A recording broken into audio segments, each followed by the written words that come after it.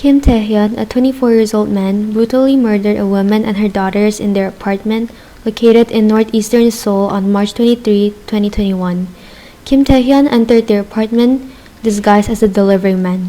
Since only the younger sister was home, he killed her first by stabbing her multiple times.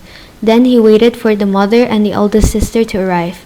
When they arrived in the apartment about 5 hours later, he murdered the two of them with the same method.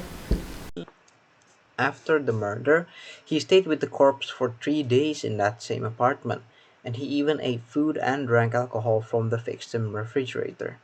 When he was caught by the police, he was still at the murder scene. The police believe that he had planned this murder at least a week before. This is because evidence shows that Kim has searched for killing methods on the internet. Kim and the younger sister have met in an online game. Kim had asked her out many times, but she would refuse him as she felt uncomfortable. This made Kim furious, leading to his murder intention. It is also said that the younger sister accidentally revealed her home address to Kim during an online game. He started to stalk her and her family members ever since. Kim would also stalk the older sister as he was seen entering an internet cafe near the victim's house, which the older sister has been going to since 6 years. It is known that he had been stalking the family for a long time. However, after he was caught at the victim's home by the police, he got on his knees in front of the media and apologized for his actions and the harm he caused to the family. He repeatedly said sorry for his actions, and his anger and murder intentions at that moment turned him psychotic, and he killed 3 women at once.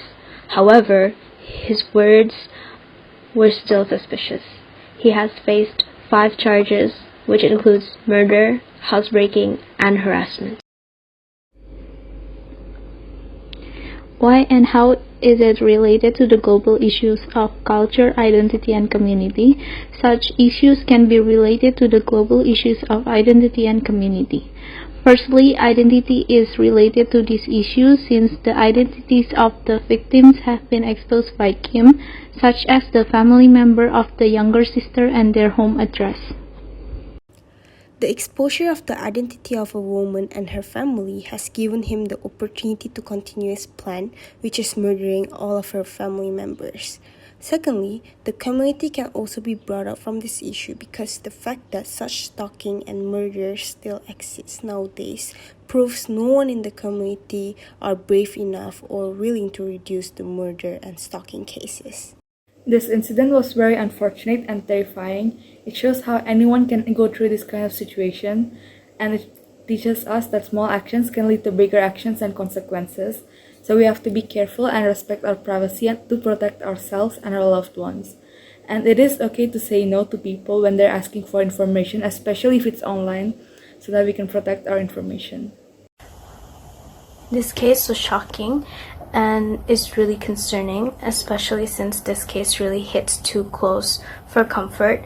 Like the woman in this case, I'm also a female, and this makes me a bit more concerned of the world around me, especially the safety and well-being of everyone around me. As a teenager, I believe that killing people is wrong. It is never a good thing to do. No matter what the circumstances are, taking others' life is not our choice to make, especially without a clear arguments or intentions. We don't play with lives as we blow candles. We don't get to relight or resurrect the dead. It's not something that we're proud to do. It's an evil thing and a big sin that may haunt us for the rest of our life. The victims have human rights to feel safe and also to live. Each of us have our time comes, and before that, no one should interfere with our last mate. No one deserves this wicked, meaningful, villainous tragedy. Let us help and protect each other as it's proper to be a human being. May God have mercy on the soul of those who involved. This murder case made me question about the safety in my own community. It made me realize that the world is a very dangerous place, as this incident showed how a family was murdered only because of a rejection done in the internet, which I thought shouldn't result in a real life crime.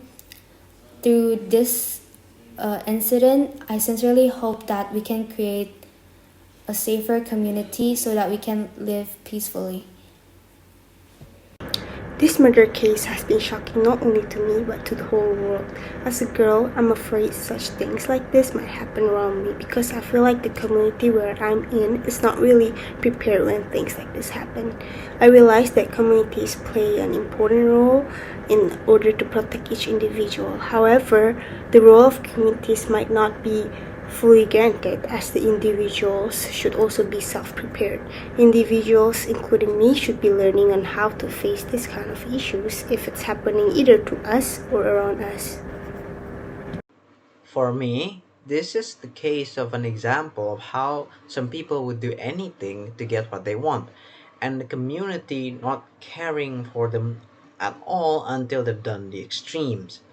Not only that, when online in public rooms or internet or games, true identities should never be shared openly.